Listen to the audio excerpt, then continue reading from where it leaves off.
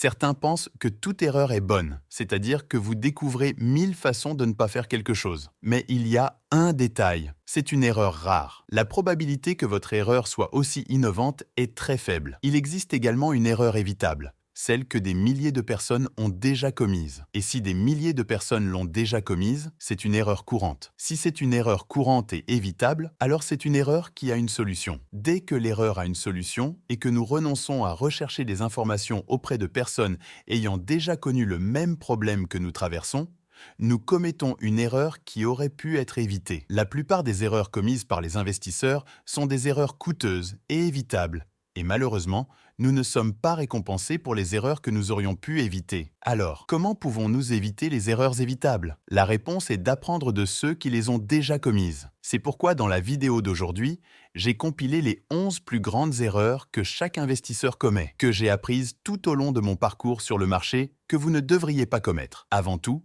appuyez sur le bouton « J'aime » pour la vidéo et commençons. La première erreur que chaque investisseur commet est de ne pas avoir de stratégie ou de méthodologie d'investissement. Cela semble simple, n'est-ce pas? Mais selon une étude de Vanguard, l'une des plus grandes sociétés de gestion d'actifs au monde, une grande partie du rendement du portefeuille des gens ne provient pas de l'action que vous avez choisie ou de toute autre chose de ce genre. En réalité, le rendement dépend davantage de la manière dont vous avez réparti vos investissements que de l'actif que vous détenez. Les chiffres en haut sont le nombre de fonds diversifiés et en bas, c'est la part du rendement des fonds provenant de cette diversification. Aux États-Unis, 91,4% du rendement des fonds provient du fait que le fonds a choisi de suivre une méthodologie d'investissement, c'est-à-dire qu'il avait un portefeuille bien structuré. Au Canada, 88,3% du rendement est dû à la structure du portefeuille. Au Royaume-Uni, 80%. En Australie, 89,9%.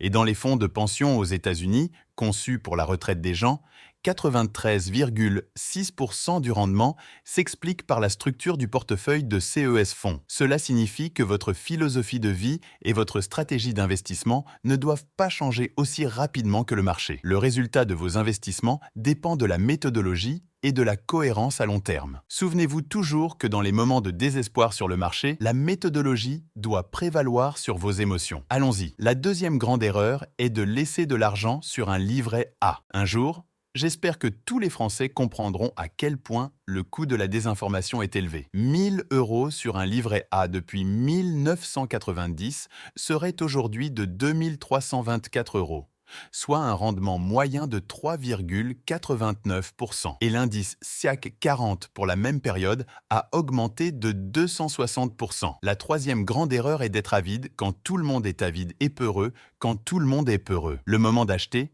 c'est quand il y a du sang dans les rues. Acheter quand les gens ont peur et vendre quand ils sont avides. Pas l'inverse. Ne suivez pas la foule. La quatrième erreur des investisseurs est de négliger la fiscalité et de renoncer à ouvrir un PEA. Pour vous donner une idée de l'impact de l'impôt sur vos investissements, si vous avez un PEA, vous ne paierez que 17,2%, correspondant à la partie sociale, sur un total de 30% si vous retirez le montant investi avant 5 ans. Ah! Et sans oublier que la valeur déjà investie peut augmenter et dépasser le plafond en raison des rendements perçus ou même de l'appréciation des actifs et que vous continuerez à payer seulement 17,2% après 5 ans. En revanche, si vous investissez en dehors du cadre du PEA, vous devrez payer 30%. Vous finirez donc par gagner 12,8% de rentabilité supplémentaire sur la plupart de vos investissements. Imaginez la différence que cela peut faire dans les intérêts composés de vos investissements. Maintenant, si vous investissez en dehors du cadre, votre rendement sera plus faible, peu importe le rendement que vous avez obtenu. Ce qui compte, c'est ce qui reste dans votre poche après avoir payé les impôts. N'oubliez pas, d'abord, faisons le pain quotidien de l'investissement à la française, simple et efficace. La cinquième erreur est essentiellement de négliger le long terme. Si vous investissez 10 000 à 12% par an en 5 ans, vous aurez 17 623 € et 42 centimes. En 25 ans, vous aurez 170 064 centimes. En 50 ans, vous aurez 2 890 020 et 1 euro et 90 centimes. Et si vous investissez en pensant à l'héritage que vous voulez laisser à vos enfants et que vous suivez une logique un peu plus axée sur l'investissement familial, si vous investissez pendant 80 ans, vous et votre famille aurez un patrimoine de 86 584 830 et 1 euro. Pouvez-vous comprendre un peu l'ampleur de cela? Le seul investissement de 10 000 euros que vous faites aujourd'hui peut garantir la stabilité et la sécurité pour toutes les générations à venir.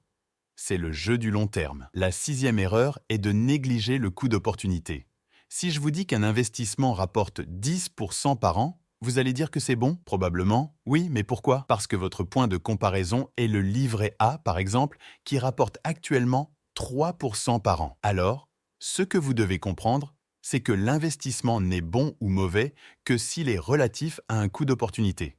Et ce coût d'opportunité est la différence entre ce que vous gagnez et ce que vous auriez pu gagner avec le même investissement en temps ou en argent. Mettez toujours le coût d'opportunité dans l'équation. La 7e erreur que commettent les investisseurs est de négliger l'effet Lindy. En pensant à la logique de l'investissement à long terme, non seulement pour vous, mais aussi pour votre famille et les générations futures, nous regardons ce qui s'est passé au cours des 20 dernières années et réfléchissons à la manière dont nous pouvons investir pour les 80 prochaines années. Si au cours des 20 dernières années, nous avons eu Internet, les médias sociaux, le Bitcoin, l'intelligence artificielle et bien d'autres choses en regardant vers le passé, mais pas seulement vers les 30 ou 50 dernières années, nous devons regarder beaucoup plus loin dans le passé.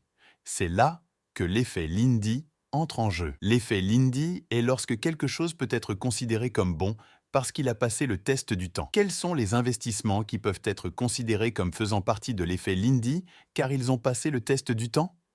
L'or, les terres et les entreprises. C'est cela qui devrait constituer la base de votre portefeuille pour les prochaines années, voire décennies. La 8e erreur est de ne pas prendre en compte l'inflation. L'inflation peut faire qu'un bon investissement devienne mauvais et qu'un mauvais investissement devienne encore pire. Si je vous offre un investissement de 50% par an, est-ce bon? Cela dépend. Si nous sommes en Argentine, où l'inflation des 12 derniers mois était de 115%, 50% de rendement est un investissement très médiocre. Maintenant, si nous sommes au Brésil, où l'inflation des 12 derniers mois était de 4,60 et 1%, alors 50% de rendement est très bon. N'oubliez jamais que l'investissement sans prendre en compte l'inflation est une erreur. La 9e erreur est d'investir sans connaître la différence entre le prix et la valeur. Comme le disait notre cher Warren Buffett, le prix est ce que vous payez, la valeur est ce que vous obtenez. En bourse, les prix des entreprises changent à chaque seconde, mais la valeur des entreprises ne change pas autant. Il vous suffit d'entrer en bourse maintenant pour voir les cotations des entreprises clignoter en vert et en rouge. Mais pensez-vous vraiment que leur valeur change autant que cela? Bien sûr que non. Et pourtant les gens connaissent le prix de tout et ne connaissent pas la valeur de grand-chose. La 10e erreur que font les gens est qu'ils investissent en se basant sur le timing et non sur le time du marché. Une étude de la Banque d'Amérique a réuni des données sur le S&P 500, la bourse américaine, depuis 1930. Le rendement cumulé a été de 17 715%. Le rendement, en excluant les 10 pires jours de chaque décennie, a été de 3 793 787,87%. Et le rendement, en excluant les 10 meilleurs jours de chaque décennie, a été de 28%. Ce qui se passe, c'est qu'en essayant d'exclure les 10 pires jours de chaque décennie, vous risquez de passer à côté des 10 meilleurs jours de chaque décennie, ce qui détruira votre rendement à long terme. Chaque fois que vous investissez, le temps sur le marché est plus important que d'essayer de synchroniser le marché. Et enfin, la dernière erreur de notre liste est que les investisseurs ne comprennent pas que l'argent ne se trouve ni dans l'achat ni dans la vente. Il se trouve dans l'attente. Depuis 1957, le S&P 500 a augmenté de 54% des jours, de 59% des semaines, de 66% des mois, de 78% des trimestres et de 92% des décennies. Alors, ne surestimez pas le court terme et ne sous-estimez pas le long terme. C'est ce que vous devez retenir de cette vidéo. Faites attention au bruit à court terme. Faites attention aux médias qui contrôlent vos émotions. Investissez en pensant à la génération de richesse pour les générations futures. C'est tout pour aujourd'hui, chers amis de l'épargne. Un grand merci et à la prochaine vidéo.